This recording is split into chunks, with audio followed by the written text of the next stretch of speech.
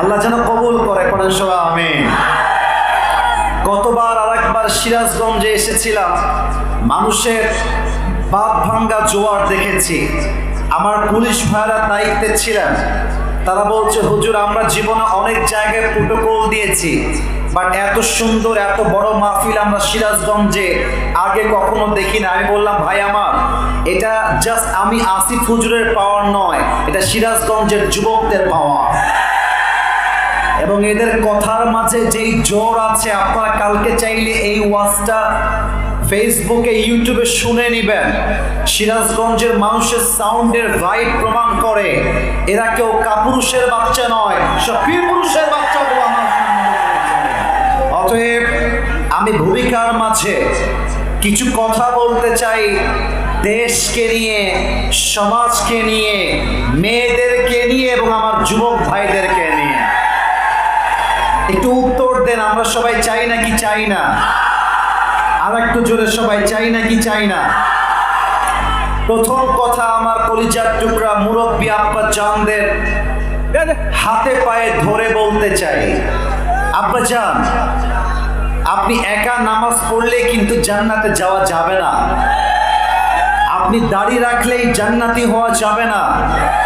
সারাদিন জিকির আজকার করলেই আপনি একা জান্নাতে যাবেন না। আপনাকে জান্নাতি হতে হলে আপনার সন্তানকে রাইট টাইমে বিয়ের পিঁড়িতে বসায় দেওয়া আপনার লাগবে।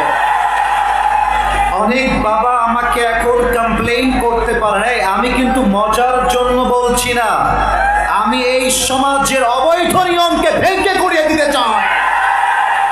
যেই সমাজের নিয়মের জন্য সমাজ আইন পাশ করা হয়েছে 18 বছর আগে নাকি বিয়ে করা যাবে না, কিন্তু যেই মেয়েটা 15 বছরে পার্কে গিয়ে প্রেম করে বেড়ায় তার জন্য আইনটা পাশ করবেন কবে আপনারা? আমি স্পষ্ট ভাষায় বলছি, বিয়েকে এই বাংলার মাটিতে সহজ করতে হবে। যতক্ষণ পর্যন্ত সহজ না হবে যুবকদের আন্দোলন থামবে না, প্রতিবাদ থামবে না।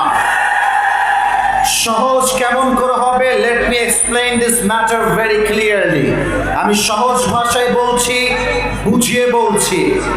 মেয়ের বাবা বলবে যে বাবা তুমি আমার মেয়েকে বিয়ে করে নিয়ে যাও, যতক্ষণ পর্যন্ত তুমি সফল না হবে ততক্ষণ পর্যন্ত আমার মেয়ে আমার থাকবে, তার দায়িত্ব আমার হবে।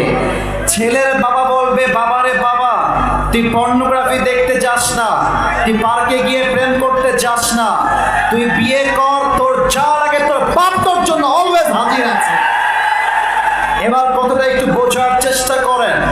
মেয়ের বাবা যদি টাকাওয়ালা বাদ দিয়ে চরিত্রবান দিনদার যুবককে খোঁজে, মাথায় রাখবেন জেনার সংখ্যা কমে যাবে, বিয়ের সংখ্যা বেড়ে যাবে। সমস্যা কোথায়? মেয়ের বাপের বয়স 50 বছর। আমি প্রত্যেকটা কথা ওয়াল্লাহি চোখে আঙ্গুল দিয়ে ধরায় দিব, জাস্ট তোমরা আমার কথাগুলোকে কলিজা দিয়ে শুনবা। মেয়ের বাবা 50 বছরে যা কামাই করেছে, সেই 50 বছরের বাবা 20 বছরের যুবকের থেকে তা আশা করে যা সে 50 বছর অর্জন করেছে। নিয়ে আপনি 50 বছর একটা বাড়ির মালিক হয়েছেন, একটা সামান্য চাকরি করছেন, রিটায়ার্ড হয়েছেন, একটা জমি আছে আপনার। এই যুবককে চান্স দেন। আপনি 50 বছরে যা করেছেন আমার এই যুবকগুলো 25 বছরে তা করায় দেখা দিতে পারবে। এখন দেখেন, মেয়ের বাবারা শুধরে গেলেও কিন্তু মেয়েরা শুধরাতে চায় না। এদের কেন যেন বিয়ের সময় আসলে দিনদারওয়ালা বেশি পছন্দ হয় না, গাঞ্জাখোর বেশি মেয়েদের পছন্দ হয়। আর বাঁশও খায় সেই লেভেলের বাঁশ। আরে গাঞ্জাখোর তো নিজের জীবনের মূল্য নিজে বুঝে না, ও তার বইয়ের মূল্য বুঝবে কেমন করে বাবা? আমার প্রিয় বোন, সরকারি চাকরি পাইলে বুইরা টাকলার সঙ্গে বিয়ে করা আপনার লজ্জা হওয়া দরকার। আল্লাহ মেয়েদেরকে বোঝার তৌফিক দান করে, পড়েন সবাই আমিন। এবার বলেন তো সবাই, বিয়েটাকে আজকে কঠিন হবে না সহজ হবে? আব্বা চানদেরকে বলতে চাই, আব্বা চান আপনার সন্তানকে কটূক্তি করা বন্ধ করে দেন। আপনি চান ইঞ্জিনিয়ার বানাইতে, আপনার সন্তান হবে ডাক্তার। আপনার আপনার সন্তান যা বলবে তাই হবে, আপনি যা বলবেন তা হবে না, ওটা ওর স্বপ্ন, ওকে পূরণ করতে হবে। এখন বাবারা বলবে আব্বাজান, আমাকে বলবে যে হুজুর আব্বাজান আপনি কি যুবকদের পক্ষ নিচ্ছেন আমাদের বিপক্ষে? না না না না, মাথায় রাখবেন ওয়াক্ত हमेशा एक नहीं होता, वक्त बदलता है, लेकिन वक्त बदलने के लिए खुद को कोशिश करना पड़ता है मेरे दोस्त। আপনি বলছেন এই ছেলে তোর বয়স কম, তোর যোগ্যতা নাই, তুই সিরাজগঞ্জের ছেলে, তোর কোনো কাজ নাই, তুই কিছুই করতে পারবি না। তা না তা না, আরে আমরা মধ্যবিত্ত পরিবারের সন্তান, আমরা চাই ইতিহাস পাল্টাই দিতে পারি। আজকের জিরো নয়, আজকের জিরো কালকে হিরো তো হতে পারে।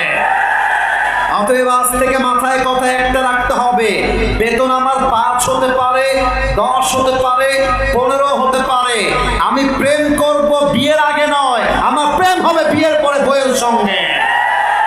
আল্লাহ বোঝার তৌফিক দান করুন, পড়েন সবাই আমিন। 2 নাম্বার কথা বলতে চাই এই সমাজটাকে নিয়ে। এই আওয়াজ করো না, এই যে সোনামণি নতুন নতুন নতুন এ বাবু বসে পড়ো না, ওকে ধমক দিও না, ও আমার যুবক ভাই, ওকে ধমক দিও না। আর বেশি বাড়াবাড়ি করলে বদদুয়া দিয়ে দিব, বউ পাবা না কিন্তু। চুপচাপ বসে থাকো, আমার কথা শোনো, একটু পরে আমি তাফসীরে কামব্যাক করতে চাই। 2 নাম্বার কথা আমার কলেজে একটু যুবকদের জন্য স্পেশালি বলতে চাই, নিজের জীবনে এত বড় কিছু করতে হবে যে তোমার বাপের পরিচয় তোমাকে দিয়ে হবে, বাপের পরিচয় তোমার পরিচয় হবে না, তোমার পরিচয় তোমার বাপের পরিচয় হবে। খালি জোশ দিয়ে ঠিক বললেই হবে না, জীবনে কিছু করতে চাইলে পটর পটর করে নয়, কাজ করে দেখাতে হয়।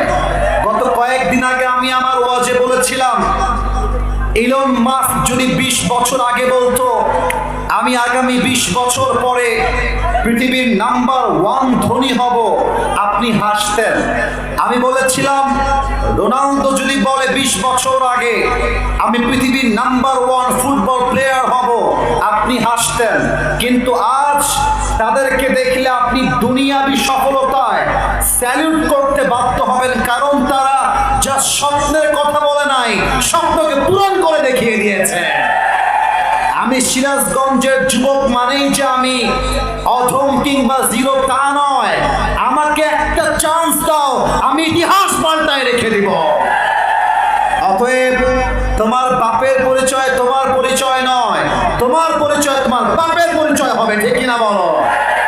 শেষ কথা বলে আমি আমার মূল আয়াতের তাফসীরে ফিরে যেতে চাই।